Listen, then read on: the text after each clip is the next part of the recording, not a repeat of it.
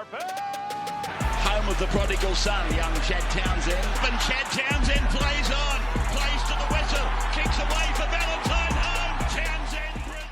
What's going on, everyone? Welcome back to another episode of the Chad Townsend Show. And look, we have a huge show today and a really exciting announcement for you guys. We are so excited to share with you that today's show and all future shows will now be presented by BearBet. We have an official main sponsor for our podcast and content. And look, my journey in content has been a crazy one. Look, I have always really enjoyed my time with video and photography, and I guess a little bit of my story. Like I made some videos in high school. As a kid, I used to love watching, shows like Jackass and Rob Dyrdek Fantasy Factory. I love watching the Footy Show.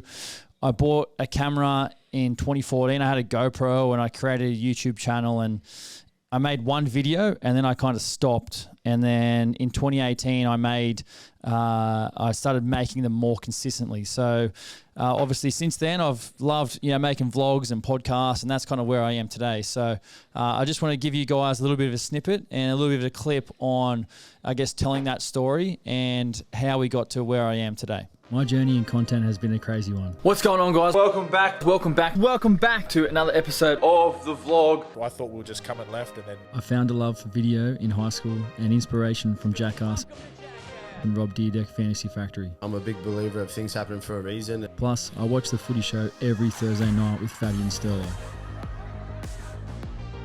I started my channel in 2014 and uploaded one video, but I was worried what people would say. Fast forward 4 years, and in 2018, I bought a camera and dived right in. Went from players talking behind my back to players asking me questions about it. They did have a passive defensive line. I stayed consistent, and while it was frowned upon early, those times have changed to where it is today. That consistency and passion of showing up has gotten me to where I am. You can't go too high because he's got that nice long head. Content, I am the... I'm not. And today, I get to officially announce what's next for me in life after football. I didn't go for the chocolate. I thought I might go for the blueberry. A day I never thought would come, but here I am. I might swerve, bend that corner. What's going on, everyone? Welcome back. I'm excited to share with you all that I have officially signed on with BearBet to take my content to the next level. With their support, I will now be able to turn what was once a side hustle into my full-time focus. There will be more content, more podcasts, more vlogs, and more fun. It's flash. Sit down. Take a seat. Right. Spin. Radley's still in the lead. The best thing is that I get to do it my way. And my way has always been to show up and have a go. So yeah, as you can see, it's obviously been a crazy journey, and look, I'm really excited and very, very grateful to have the support of BearBet on board. And I guess what that means for us is pretty much nothing changes. The conversations we've had with BearBet, they're going to allow us be us and just basically here to support us in any way that we can. So look, for you guys, that means more content, more vlogs, more podcasts. Like I said, we're going to continue to try and push the envelope of content and bring you guys, some access and some stories that, we believe are going to be, really enjoyable for you guys to watch. So, I am going to bring him in. He's been here every week this season, but today he's not in the studio. He's in remote location. I'll let you guys. Remote location. I'll let him tell you where he is. Victor, how are you, mate? Good, mate. How are you? I'm out here in Melbourne enjoying my victory tour of predicting the 3-0 Ashes tour win, and Chad's paid me to come out to Melbourne and enjoy my victory. It's been good, mate. No, I'm here for a basketball tournament. Yeah. Photographing a basketball tournament, and it's good. It was the last 2 days and got some good shots. You can go over to the Insta if you want to see it, but all right, it was good. At Victor Ying on Instagram if you want to go and check it out. Mate, the weather's cold here, eh? Right. I'm not a big Melbourne guy. I'm not a big Melbourne guy, if I'm honest. Not a big Melbourne guy? I'd rather go to the Sunshine State, Queensland, TBH. Yeah, it is cold. Like yesterday was 16 degrees. But there were times where it was like 16 degrees and then it would get to like 22 because the sun would come out and it feels like summer again. And I'm like, what the hell's going on? But the food here is amazing.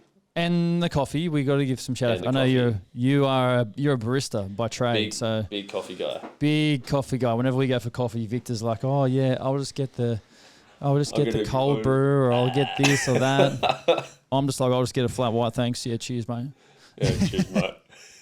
All right, let's move on. Today's show. What's trending in the NRL? We react to the latest news across the NRL. Obviously, Australia win the Ashes 3-0. Now, obviously, as you heard before, Victor predicted the 3-0 whitewash, the sweep. I said it was going to be 2-1. So I did give the English a little bit. Looking back in hindsight, that was obviously very silly of me. England were well off the pace, and Australia rounded that out, so we'll have a quick look at that. New Zealand's win in the Pac Championships. Obviously, they had a huge win over Samoa in the final at Suncorp Stadium over the weekend.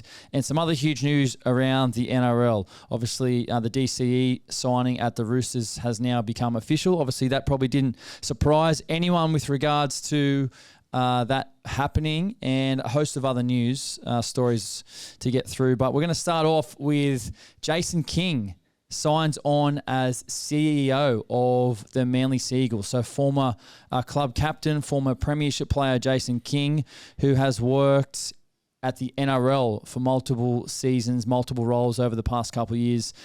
He's been appointed to replace Tony Mestrov, moving on from his role as Executive General Manager of Legal, Integrity and Risk at the NRL. So look, a huge signing. Obviously, the Mestrov, I guess, era in at Manly was probably the biggest headline around the DCE contract situation and the saga. And I know there was some conversations around, was that the reasons why he potentially moved on, and they sort of weren't willing to agree or disagree with that. Everything I've heard around Jason King is that he's obviously highly regarded and very well equipped to take on the CEO. Obviously, has a link there as a player. And at the end of the day, I said this on radio the other day, you want to put in the right person for the job, regardless of whether he's played or whether he hasn't, whether that's male or female. It's the right person for the job. And Manly think that Jason King is the right person for the job. And look, I think it's a great signing. I always really enjoy seeing when clubs bring in someone who's their own. And I think that, you look at Jason King, you think of Manly. Obviously, you play for the Northern Eagles as well, so has sort of sat in a rich history of Manly. They've obviously had a pretty disappointing season this past year. They finished 10th in the competition. They missed out on finals. Seabold's under a little bit of pressure. So obviously, some news around the Travojevic brothers and the reneged handshake deals in and around some of the things that sort of happened.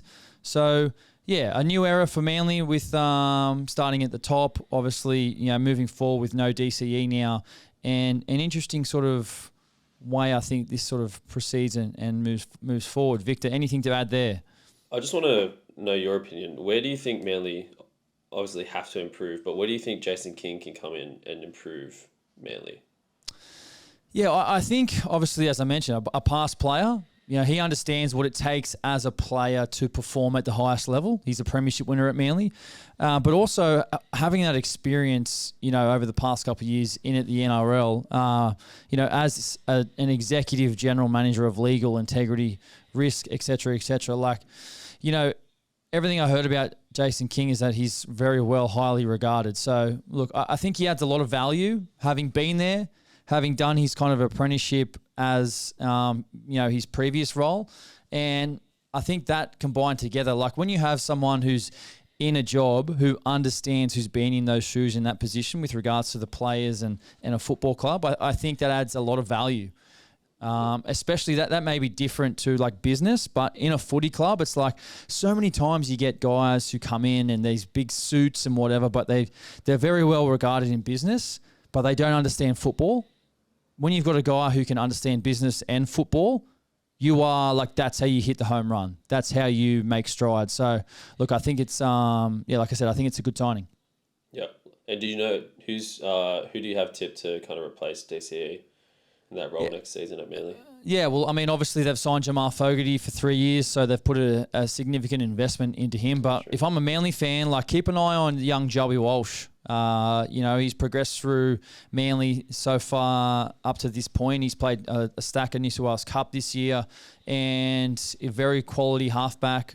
So got a great passing game, a great kicking game. So, look, I think Fogarty starts with Manly, but if something happens in that area, obviously they've got Luke Brooks there as well. Joey Walsh is someone who can come in and make his, he obviously made his debut at the end of last year, but sort of make a bit more of an impact should they not fire. So if I'm a Manly fan, I'm pretty happy with the signing of Jamal Fogarty, but also, I want to keep a close eye on the development of Joey Walsh and how that kind of operates moving forward. What do we got next, Victor? What's next? Well, that leads on to the next part of the story. Hugo Savala to test the open market.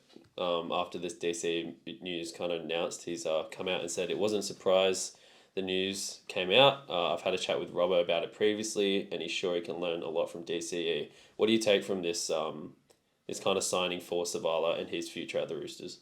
Yeah, obviously, I don't think anyone's kind of surprised. Obviously, this talk has been around for a long time. It was always interesting to me as to why it sort of took this long to announce the whole situation. I'm sure something potentially had happened behind the scenes, how they announced the signing, why they waited so long, but obviously they're those reasons that I guess no one will ever know. But anyway, it's here now. And obviously, I guess the biggest person impacted with that was obviously two people. We've mentioned Hugo Savala, obviously Sandon Smith as well. He's had to move on to the Newcastle Knights for 3 years. But Hugo, I think... Yeah, I kind of feel a little bit for Hugo. He come onto the scene this year, had a fantastic first season in the NRL, and people kind of got to remember that Hugo's not like 18 or 19. I'm pretty sure Hugo's like 22 or 23. So, some of the quotes that Hugo was obviously asked around the signing once it became official. Victor just mentioned, I'm sure I can learn a lot from DCE, and I'm super keen to compete for a spot in the side next season. So that's one thing you absolutely love to hear. Then one thing I know, having spent the last 12 months with Hugo, is he is a competitor. He had a fantastic preseason last year. He competes on absolutely everything. And look, do I think it's, Hugo's out of the team? Like, I don't think that. Like, I do think that Daly Cherry Evans obviously starts in the halves with Sam Walker, but also to me, it's like Hugo potentially adds value on the bench, in a 14 role, and obviously, how that looks, I'm sure the Roosters have plans to keep him in the 17 week in, week out. So, look, he then would go on to say, I came through the Roosters junior rep program and I'd love to be a one-club player, but whether or not that happens now, I can't be sure. I guess I've got to consider all options from here, but my primary focus is to start the season well for the club and see where things take me. So look, some of the quotes here from Hugo are fantastic, and it's exactly what you want to see and hear from a guy who has been impacted like this. Like, I understand, I know what this feels like. It happened to me earlier on in my career when the club that I was playing at had signed some halves and they were kind of signed in above me, and it sort of pushed me down the pecking order. And I actually left. I left my current club and moved on to another team because I wanted more of an opportunity to start. And Hugo sees himself as a starter. He wants to start. So that's why you hear these quotes about him wanting to compete for a spot in the situation. Look, I think it's going to be really interesting to sit back and watch how it all plays out now that obviously Daly Cherry Evans doesn't play for Manly anymore. He plays for the Sydney Roosters. Like, that's going to be a little bit weird to, I think. That's so weird. To see him in the jersey and obviously to play and, how that all sort of works out. Obviously the Roosters, I think, having finished in the top 8 this year, getting knocked out week 1, and the transition of players and the amount of great young players they have, it's going to be interesting to see how they take another step forward next year. And obviously, if that doesn't happen again, how Robbo weaves his magic and sort of, molds the team into sort of evolving over the course of the season. So, look, as a fan of rugby league and someone who was briefly involved with the club, I'm excited for the club and their future, and obviously interested to see how the Daly Cherry Evans and see where Hugo how that sort of plays out, because he's off contract now. He's off contract. He can negotiate with rival clubs. So does he sit behind Daly and sort of learn and compete, or does he look to go elsewhere? And he also said that he's not running from the fight, but also he wants to look after himself and play in the NRL. He doesn't want to play second grade anymore. He believes he's an NRL player. So I love the confidence. I love the steel in regards to like the vision on competing for a spot. So he's going to go on preseason day one, and if he competes and has a great summer, like trials well, it's going to make it tough for Trent Robertson, and I'm sure that's what he wants, moving into next season. Anything there, Victor? Yeah. Do you think this was the right move from the Roosters to sign DCE after Savala's breakout season?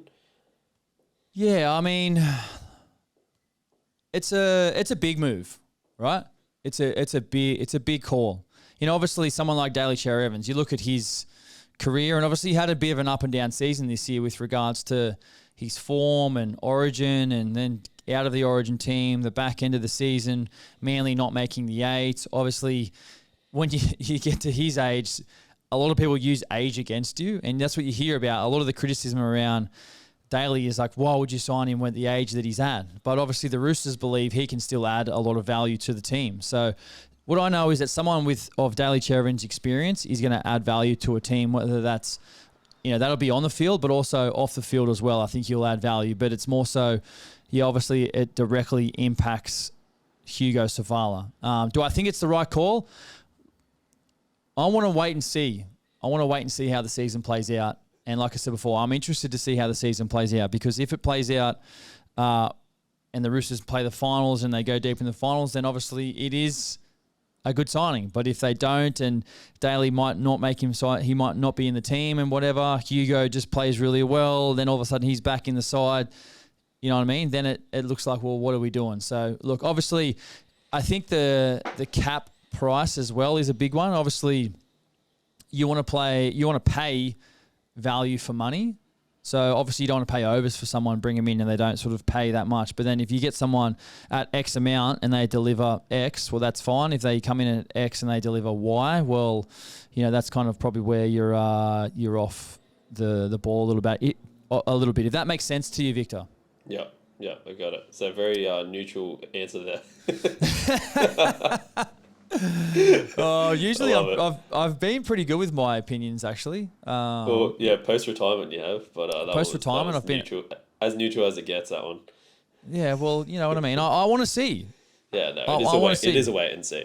It is a wait and see. You know what I mean? I'm not prepared to say something silly right now and say it's a terrible signing. You know what I mean? He's too old and whatever. Like, I'm not one of those guys. I want to see how it all unfolds. That's what I said. As a fan of the game and someone who, like I said, obviously spent the last 12 months inside those four walls. I know how things operate in there, and I want to see how it all plays out.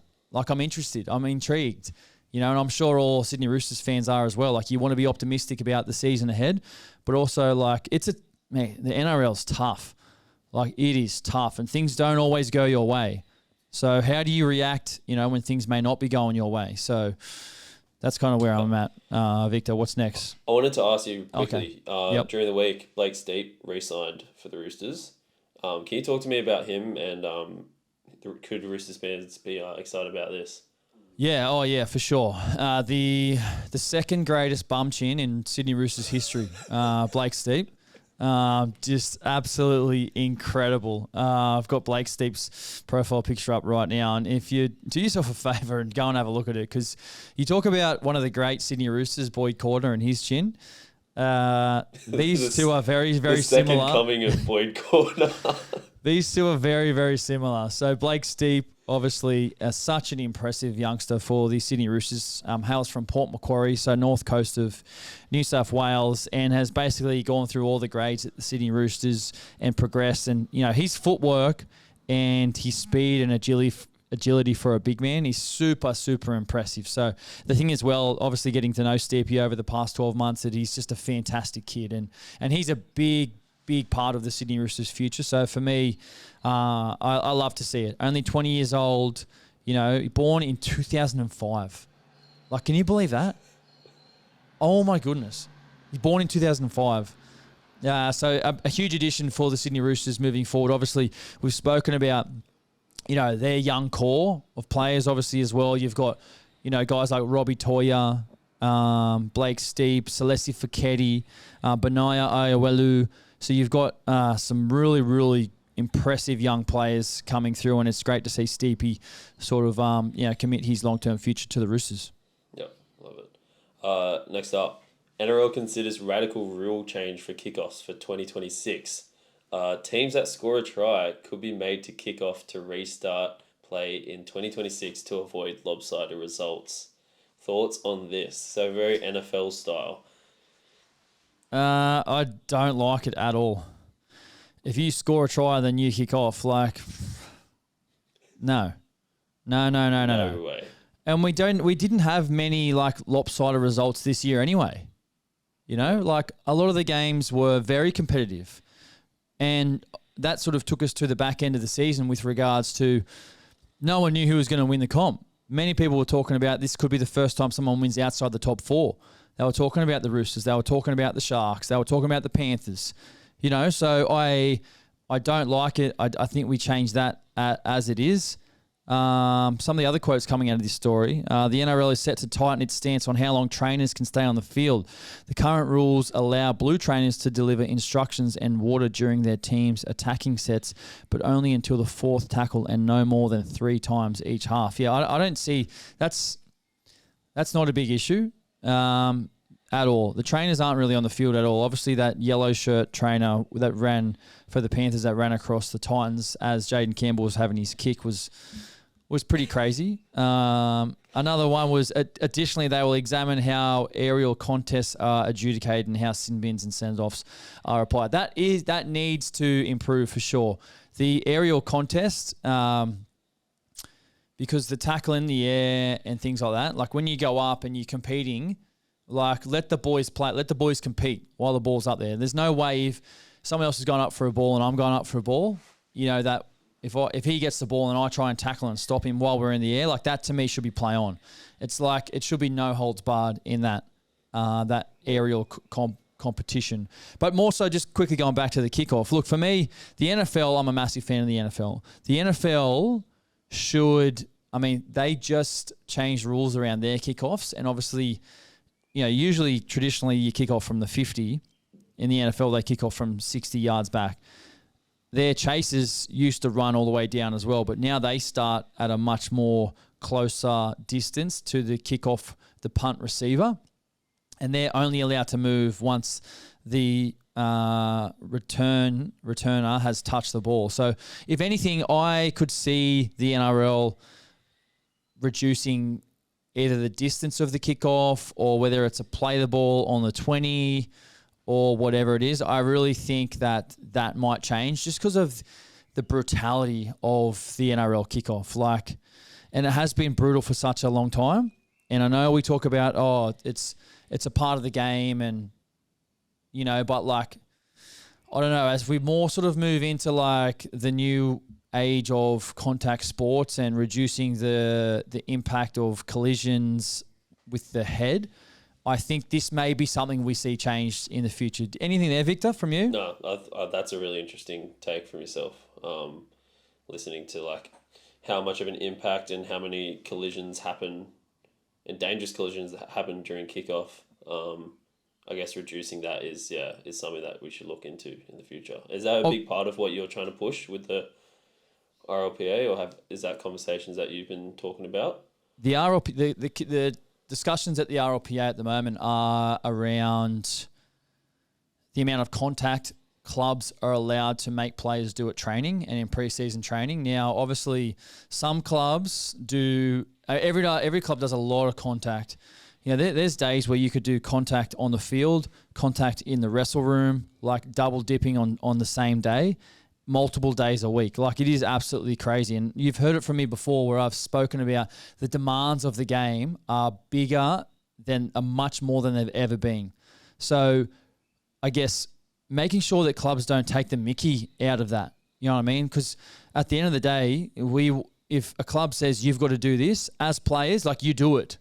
You know, you do it. And then if you go to the RLPA and say, mate, this club's making us we're doing this amount of contact this many times a week, and you look at it and teams are doing 4 to 5 hours of proper contact per week. It's like, to me, it's just too much. And then you get that over like a long term, it's too much. So who holds them accountable? You know what I mean? So obviously these rules are in place. We're trying to get in place around how much people can do. Then it's a holistic rule with regards to every club has to stick to those protocols. Because again, in the NFL, they have rules and restrictions on how much contact you can do and when you can do it, when you can put pads on, when you can go full contact, and every team has to follow it. And if you don't follow it, like, the club gets fined. So I really do think, like I said before, in regards to the amount of head knocks and things like that and collisions, this is the type of stuff we'll see moving forward. And playing a part in how much contact you can do at training, reducing the potential severity of the kickoff collision, because we've seen how crazy that's been over the past couple of years with some guys getting knocked out in the first 10 seconds of the game. So that's kind of where I'm at with that, Victor. Yep. Next up. Australia. They win the Ashes, take it 3-0. Talk to me about this series and what do you think England need to improve this next time? Yeah, look, and really, I guess, I don't know, to me it's just great to see rugby league over in the Northern Hemisphere, and some of the crowds and the way that the English put on a show, like, was fantastic. Obviously, the stadiums they've played at, they played at Leeds on the weekend, obviously the Wembley game as well. It looks absolutely phenomenal, and you love to see it. The time of game, blue skies on the weekend, and obviously, we mentioned it off the top, Victor predicted this 3-0. I said 2-1.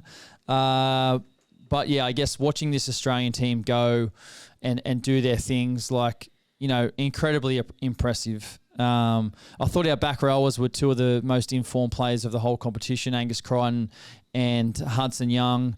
And to answer your question, Victor, for England, well, what do they need to do to improve? Well, yeah, a lot.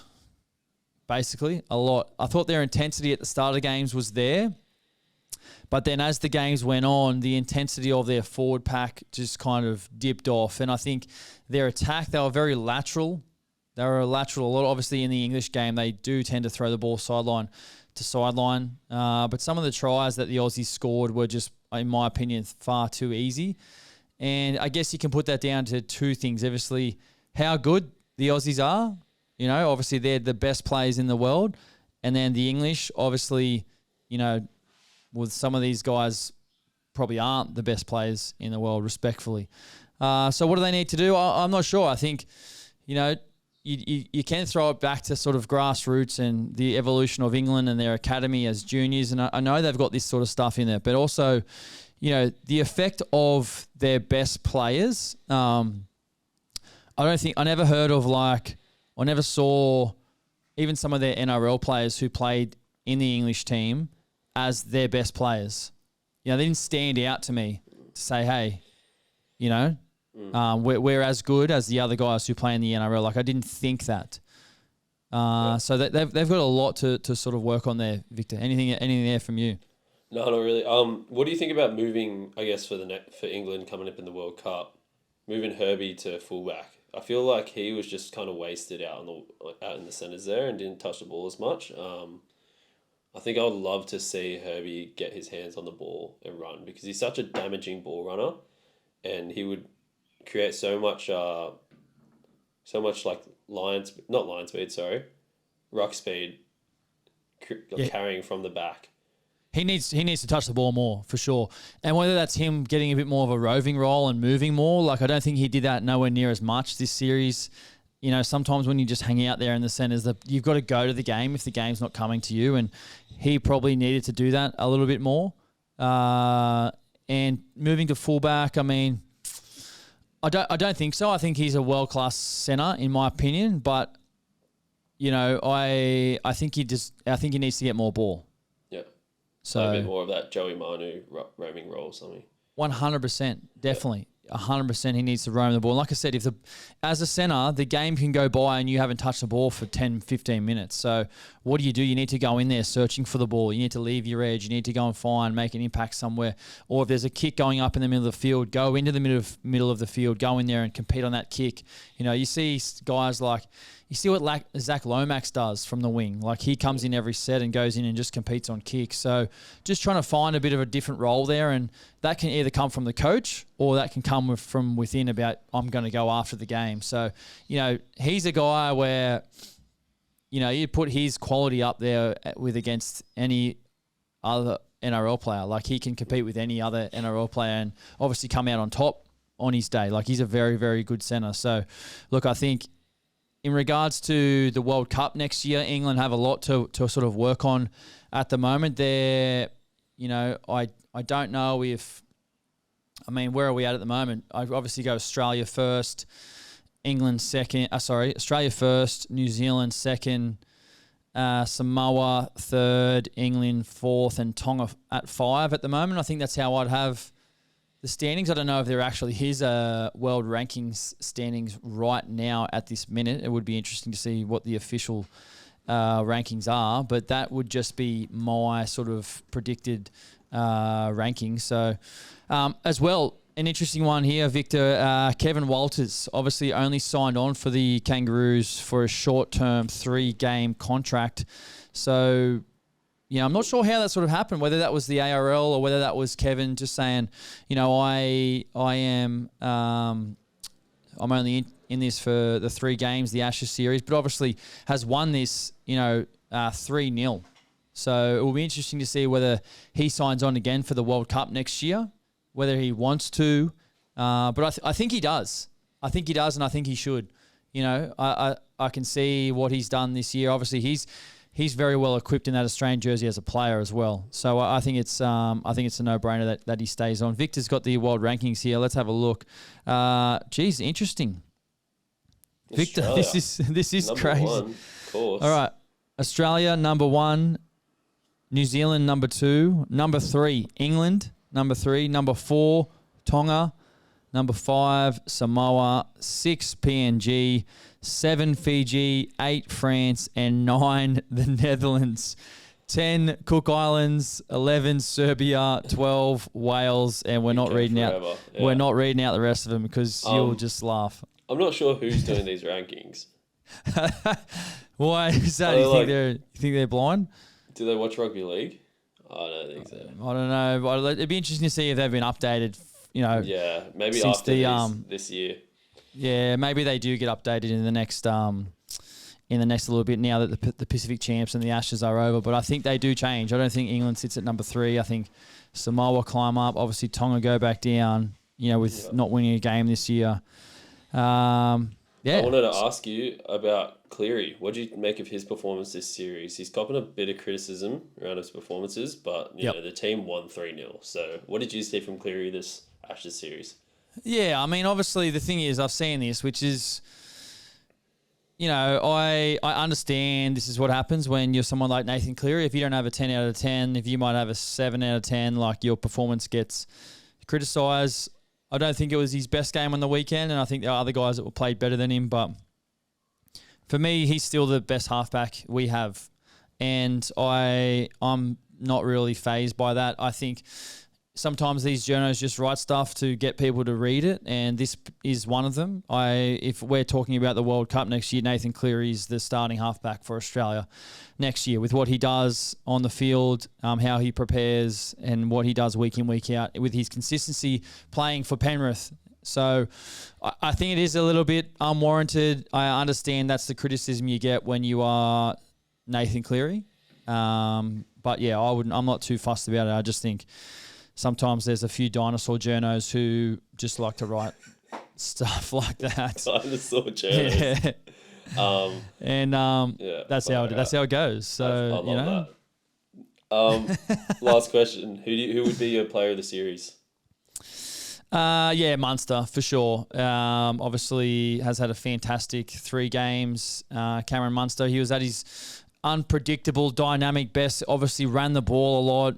With the amount of meters he's able to make as a 5'8", obviously he's able to sometimes, make more meters than both starting front rowers. So, look, he was everywhere for me in all the Aussies' performances, and I thought he was at his dynamic best. And, obviously a lot of questions around his future. He's sort of said that over the course of his time over there, he'd love to stay at Melbourne and was obviously linked to the Perth Bears. So, yeah, had a fantastic Ashes series, and yeah, I think a very, very well-deserved player of the series for sure. I agree with that. Yeah. All right, moving on. New Zealand beat Samoa in the Pac Champs final. How good has the Pacific Championships been, just quietly? Absolutely incredible. This is something that has just grown year on year. And to me, the thing I really enjoyed about this series, and, we've spoken about it on the podcast this year, that a lot of the support, to me, it seemed to go not towards New Zealand. It seemed to go to more the underdogs of Samoa and Tonga. And I found it really interesting. I didn't know, like, a lot of the support out of New Zealand, like you see obviously the red flags and the blue flags for Tonga and Samoa, and no real, like, black flags or black support, you know what I mean? So obviously people going for the underdogs, and I found that really interesting. But I think that really spurred on the Kiwis, and I think that really fired them up. Like, you can see every time they scored a try, especially on the weekend in the final, like, you see how fired up they were when they scored, and I think that played a part in how they were sort of able to play so well in this Pac Champs final, and to win on the weekend, win 36-14 in front of, nearly 30,000 fans at Suncorp Stadium was just tremendous. And I think a really big pat on the back for these fans who have showed up to all of these games and for the little nations, and whether they do support Samoa, Tonga, or New Zealand, and whether they want to support the underdogs or their family or history or whatever it is, their heritage, their culture, like, you just love to see it. You love to see the support. This is the international game at its absolute best, and that is only going to get better and better. Obviously, we've got the World Cup next year, so, I absolutely love to see it. Victor, anything to add there? Because it was phenomenal, wasn't it? No, so good. I think the attendance speaks for itself. The amount of interest around these games. I think this game had 28,000, like you said, but previous games like Kiwi, Tonga had 38,000. Even the PNG Commonwealth versus Fiji got 12,000, which is like what you get at Shark Park every weekend. It's more than what you get at Shark Park every weekend. Yeah. And the Tonga Samoa game, 44,000. So it's like the numbers speak for itself. We need more of it, and whether that takes from the regular season, I think it's probably worth it, to be honest. Yeah, but we can talk more about that after the game. Oh yeah, of course, and these fans that turn up, they deserve a huge pat on the back. The support is absolutely incredible. So, like I said, that's grown year on year, and I think it's going to continue to grow next year. Obviously, the World Cup, and it's interesting you just mentioned it there, Victor, in regards to the NRL season and the length of the NRL season. Now, Chance Nigel-Klokstad was quoted after the game in saying that he thinks that the NRL season should be shortened so they can play these games and more test matches at the end of the year. Look, I absolutely love that. I've always said to you guys that I think the NRL season's too long. 27 weeks.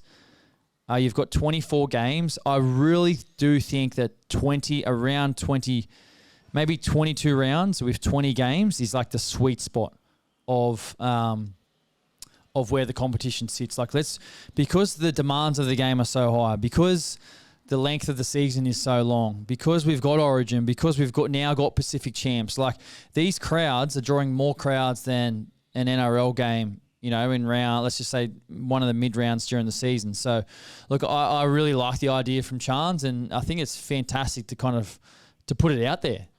Victor, anything there? Yeah. Would you want internationals every year? Every year, I think so.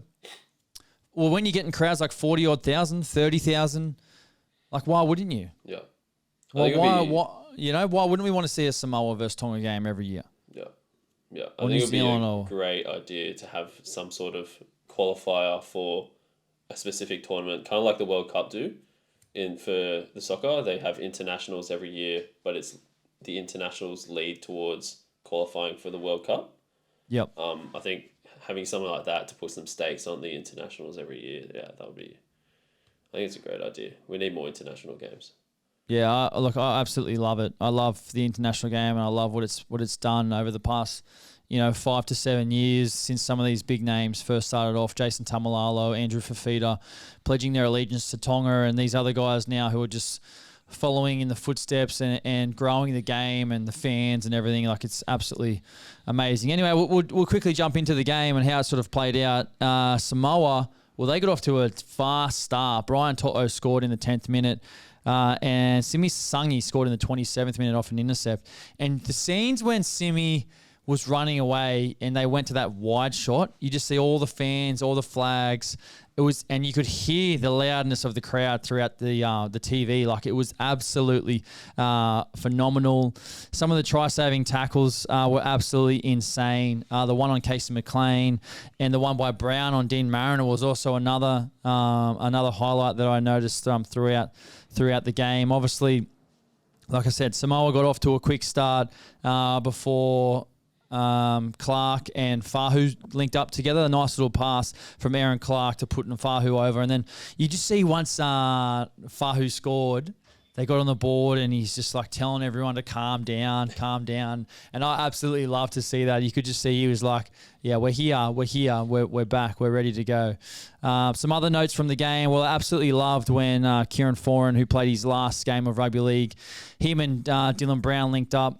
When Papali'i scored. That's one of my favourite things to see when, a 6 and 7 link up together. And, obviously, like I said, the final game for Kieran Foran, an absolute warrior of the game. And to me, I think Kieran Foran goes down as one of, if not the toughest 5'8" in the game's era. I think when you see the squareness and how deep he would go in the line and how much he would get hit in the line.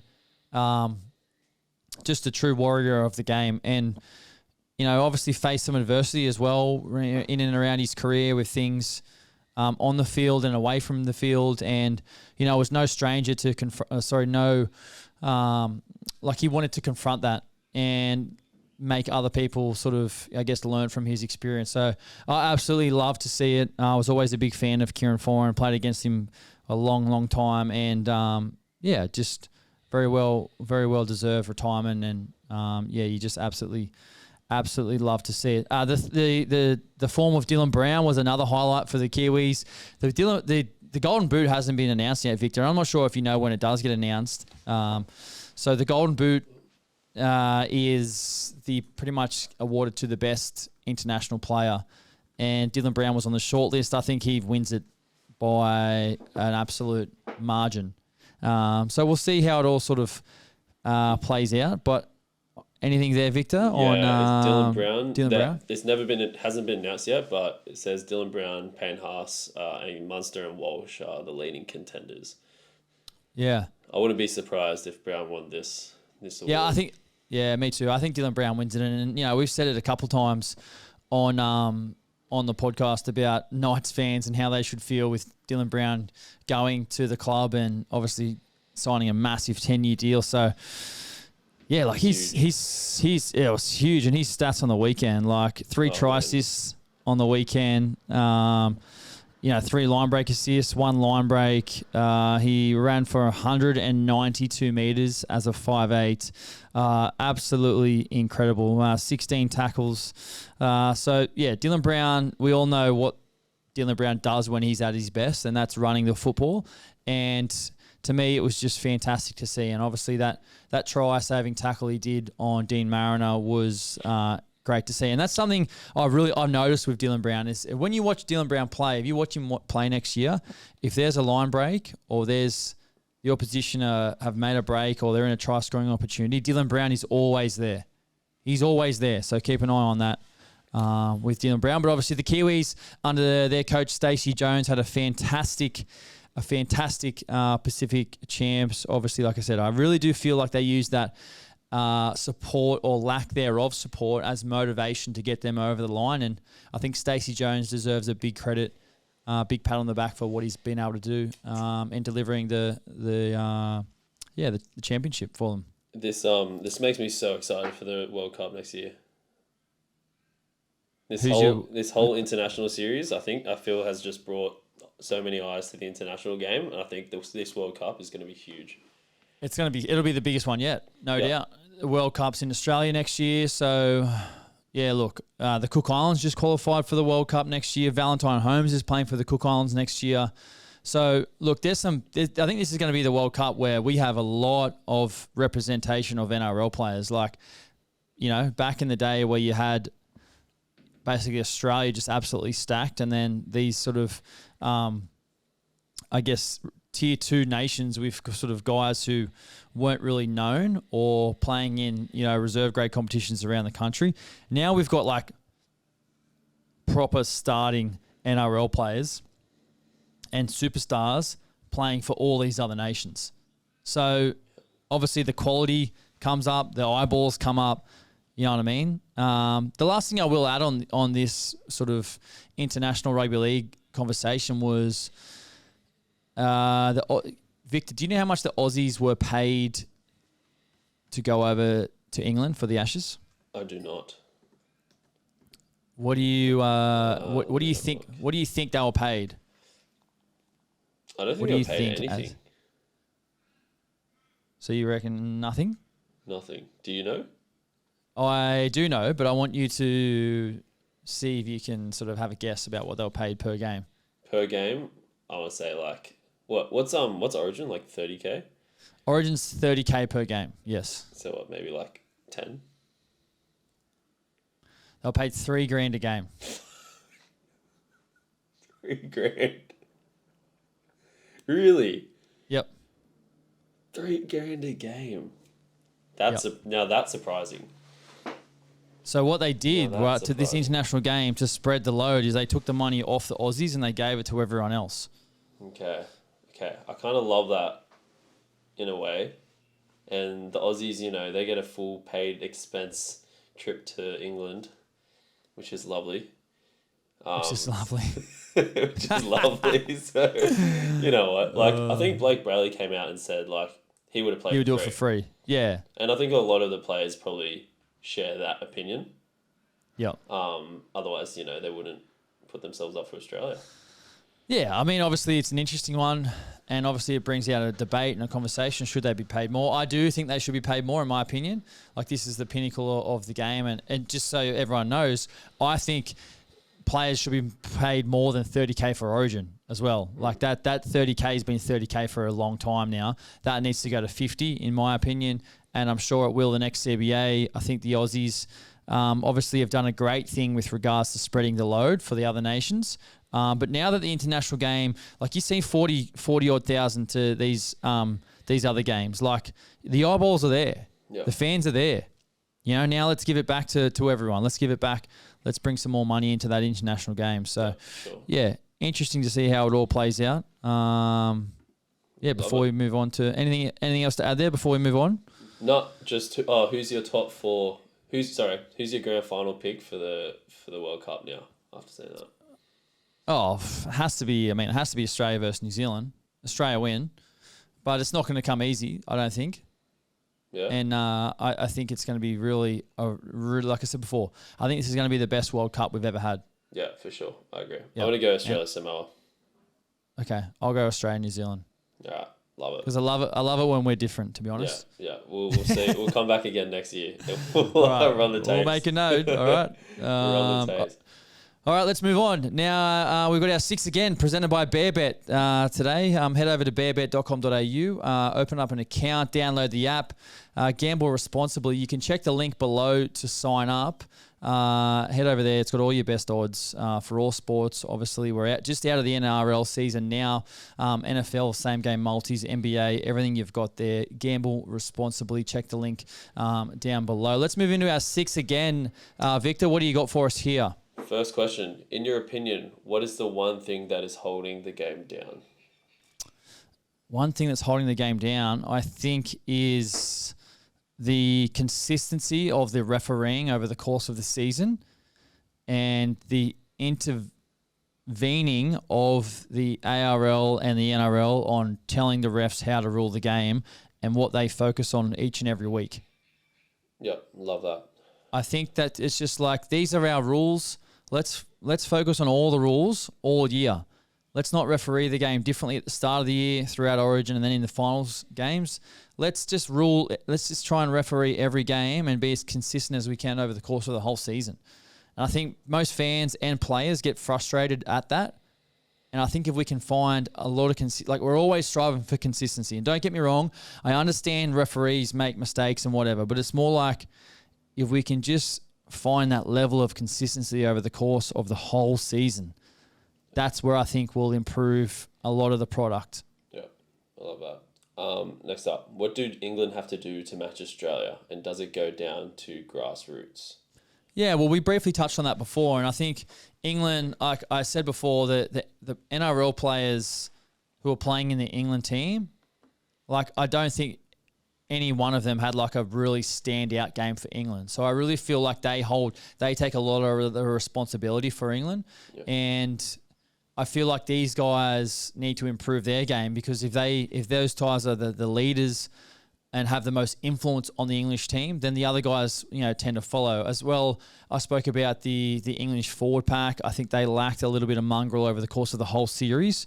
And being able to start the first 5 minutes with mongrel is not okay. You need to obviously last that the whole game. And you see that from Australia, with our bench, when we would make changes, the intensity didn't drop off to me. So I think there's some areas that I think England need to improve on for sure. Love it. Who is the best player in the competition right now? That's an easy one. The best player in the competition right now is Reece Walsh, and has been for probably the last 2 to 3 months.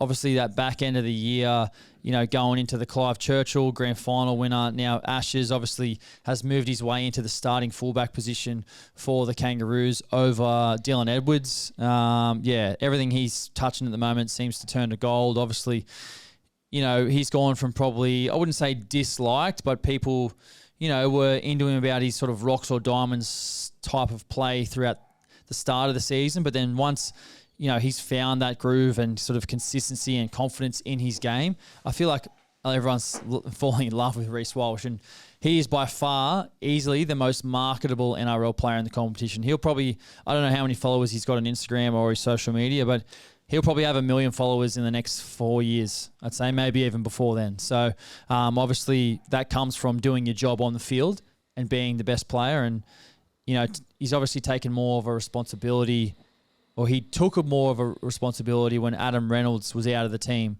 And, I think that's really springboarded him to where he is today. Do you think without that absence of Reynolds throughout the season, he would have performed how he was today? Do you think that was critical to that turnaround? 100%, definitely. I think that's a great question. I don't think he would have been playing as well as he has if Reynolds didn't get injured. Obviously, Reynolds, has his part in the team with his kicking and organisation and touches of the ball. When they're all in there, everyone can't all touch the ball. You can't all have 2 try assists in a game. You have to kind of share that load. And obviously, when you take Reynolds out, Walsh takes more of a responsibility, gets more touches, gets more involved. So I really do feel like that was a pivotal moment in Reece Walsh's form come the back end of the year. Yeah, love it. Who do you think will be the best in 5 years? That's a great question. I'm trying to think of some of the amazing youngsters that we actually have at the minute. I still think Reece Walsh will be in his absolute prime in 5 years' time.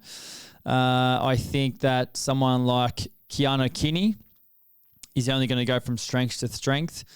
And I think someone like Jonah Pezzett has the ability to keep pushing and growing as well. 5 years' time, I think Cleary will be older than 30. Moses definitely will be. So, look, don't get me wrong, there'll still be some veterans who are around, but I think maybe these 3 youngsters, Walsh isn't, I guess, young anymore, but these guys have the ability to be in and around, some of the best players in the competition, for sure.